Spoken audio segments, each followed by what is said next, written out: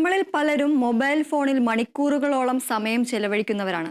പക്ഷേ ഇതേ തുടർന്നുണ്ടാകുന്ന പരിണിത ഫലം ഭൂരിഭാഗം ആളുകളും അറിയാതെ പോകുന്നു. 3 മണിക്കൂറിലധികം ഡിജിറ്റൽ ഉപകരണങ്ങൾ അമിതമായി ഉപയോഗിക്കുന്ന ആളുകൾക്ക് ദീർഘകാലത്തേക്ക് വിവരങ്ങൾ ഓർമ്മിക്കാൻ ബുദ്ധിമുട്ടുണ്ടാകുന്നുവെന്നാണ് ഗവേഷണങ്ങൾ തെളിയിച്ചിട്ടുള്ളത്.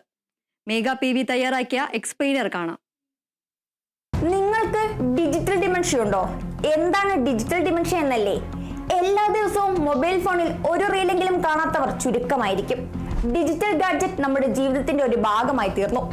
ഇങ്ങനെ ഡിജിറ്റൽ ഉപകരണങ്ങളുടെ അമിതമായ ഉപയോഗം തലച്ചോറിന്റെ പ്രവർത്തനത്തെ പ്രതികൂലമായി ബാധിക്കുന്നതിനെയാണ് ഡിജിറ്റൽ ഡിമെൻഷ്യ എന്ന് പറയുന്നത്. ഈ അവസ്ഥയിൽ ആളുകൾക്ക് വൈജ്ഞാനിക കഴിവുകൾ കുറയുന്നു, ശ്രദ്ധ കേന്ദ്രീകരിക്കാനുള്ള ബുദ്ധിമുട്ട്, ഓർമ്മക്കുറവ് എന്നിവയും ഇതിന്റെ പരിണിത ഫലമായി അനുഭവപ്പെടാം.